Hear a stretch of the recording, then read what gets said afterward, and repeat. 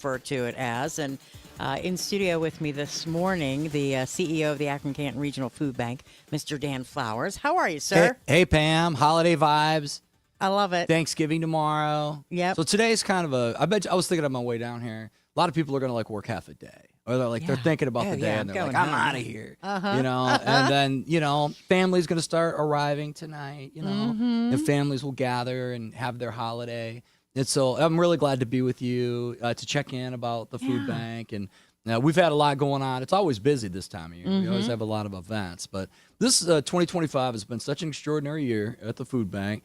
We could do an hour and start scratching the surface, but I just really appreciate the opportunity to come and see you again. Of course, we want to talk about our event and anything else you want to talk about. Yeah, and I love that you're here because sometimes we have you in studio, sometimes we have to do it by phone, but I get to see the holiday shirt you're wearing today. My wife got me this. It's a Sasquatch holiday-themed flannel, and it's one of my favorite. I wish it was in season all year because I'd probably wear it more, but I got it out a little early.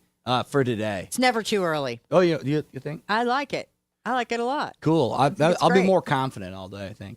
That's good. Yeah. That's good. All right. Well, first things first. Let's talk about what's coming up next Wednesday, a week from today. Yeah. Actually, which is the Merry Meals Mixer. And we really want to get the word out because, boy, what a fun event this is. Well, yeah. I mean, I think a lot of folks don't even really understand what a treasure that the, was it the Factory of Terror is, and then they roll it over into this wonderful holiday collection they have. And so right here in Canton, there's this, and, you got to credit John Etchlish and Kim Shapiro. Because it takes a really passionate person to put a collection like that even together. But if you haven't been there, it's like a really, really big sort of warehouse environment with all kinds of displays and stuff like that. Usually in the Halloween vibe, but they kind of switch it over so it's like it's not just like spooky Christmas either. There's a lot of really cool just Christmassy stuff and entertainment type things that you can do while you're there. And this is obviously a fundraiser for the Akron-Canton Regional Food Bank to support our mission to make sure that people have food to eat. And it's coming next Wednesday, the 3rd of December. I like that date because it's not so deep into the holidays that, you're busy with a lot of other stuff. Just coming off Thanksgiving, you can catch your Christmas vibe early. Come on down to this event. We still have tickets available. If you visit akroncantonfoodbank.org, just scroll down the homepage a little bit. You'll see 2 events. First is the Merry Meals Mixer. That's, next week's event. Tickets are only $60. Yeah, it's $60 for general admission. We've got 20 food purveyors down there. So you can come down, and there's all these great restaurants, and you can sample food from these great restaurants. And there's enough of them so you can get full, And then we're selling a $15 drink pass. That entitles you to a drink at all 4 of the holiday-themed bars. So it's like less than $5 a drink. So for $75, you can just come down and have a great time and support the food bank while you're at it. Now, there's a whole bunch of auction items that you can bid on if you want to go a little extra ways. But I just want to invite the community to come down. We're going to have a great time. Last year we had, it was like 350 people there. We can accommodate like 700 people. So let's pack this thing out. Come on down. Let's hang out. We'll support the food bank and get our holiday energy going, Yeah, I love that. Yeah. And, you're kicking it all off and a great way to get things started. But at the same time, there are a lot of folks out there who, want to help in some way. This is a great way to be entertained and enjoy yourself and help too. So talk about the need. Well, it's a legit way to help. I mean, it builds into all those ticket prices is support for the food bank. I mean, all these purveyors, they're not making money. They're donating that. Right. So, it creates an opportunity for a ticket price to still be supportive. And you can do more while you're there to support us if you want. But, it's been an extraordinary year. It's like the first half of the year, we were responding to big cuts in USDA support and in state support. And so if that would have been the only thing that happened this year, it still would have been really significant. It was the biggest single cut in support that I've seen in 30 years of food banking. Wow. It was a $5 to $6 million £5 to $6 million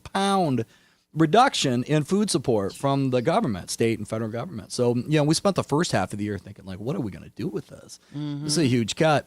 Trying to get the community to rally behind us, and support us so we could essentially buy food to help fill that gap. So we had great supporters here in Canton. We always do. Across the region came forward to help us with that. And, then, of course, none of us anticipated that the government shutdown would lead to a complete cessation of SNAP payments going into the month of November. Now, this is unprecedented. In my career, I've sat in on disaster planning stuff since, forever in food banking. And we've talked about like tornadoes and fires and all the color kind of disasters. I've never heard a conversation about what if they stop SNAP cold. And so I've got to talk to Matt next. I was freaking out about it. It was a big deal. I mean, and it led to a huge wave of people coming in. It's just now starting to trickle down.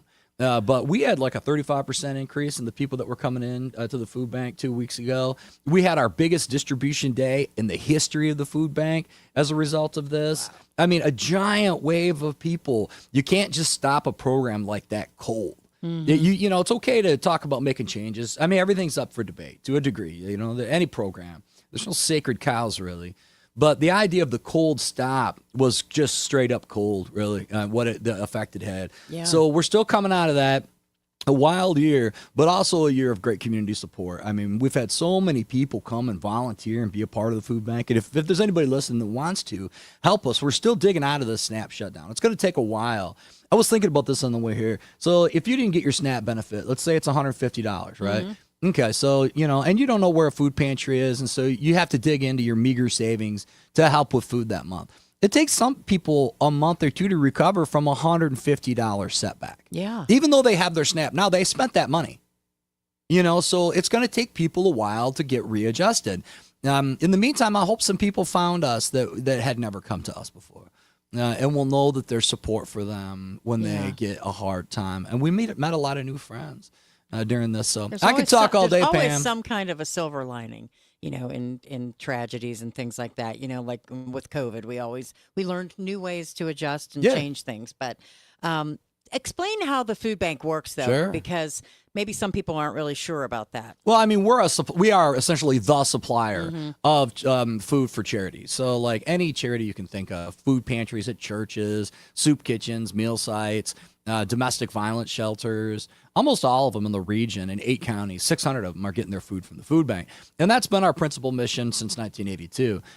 When we opened our Canton building in 2021, we opened an on-site food pantry. That's the first food pantry that the food bank ever ran directly.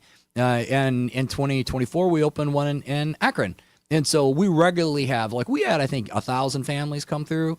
Both of our sites last week, on one particular day, I think it was like a Wednesday, a record day at both pantries. 1,000 families. So, maybe 3,000 people we helped that day. But we are only one of 600 pantries in the region, But we are the one and only food bank. Okay. We are the one and only supplier of all that. So that's our main mission. We collect food from grocery stores and retailers, wholesalers, manufacturers. I spend a lot of my time going to food companies and just begging for donations. Yeah. In fact, somebody asked Mother Teresa how she prayed. She said, I have 2 prayers. Help me, and thank you. And that's like my job. Help us, thank you. Mm-hmm. So it's like I'm spending half my time doing both. I like the thank you side a little more. Absolutely. But I'm shameless in asking for help because I've seen the difference it makes. Yeah. And over the years, I've just come to see this is part of it. I have to, but it's also an invitation. If people step forward, make a financial contribution or volunteer, they get something from that. It feels good to know you care. And you care, you love when you act in caring ways, when you love in loving ways. That's how we know the tree is known by its fruit. That's right. And so I kind of look at it as an invitation on this journey of being better. It helps me feel less awkward about going around with my hand out all the time.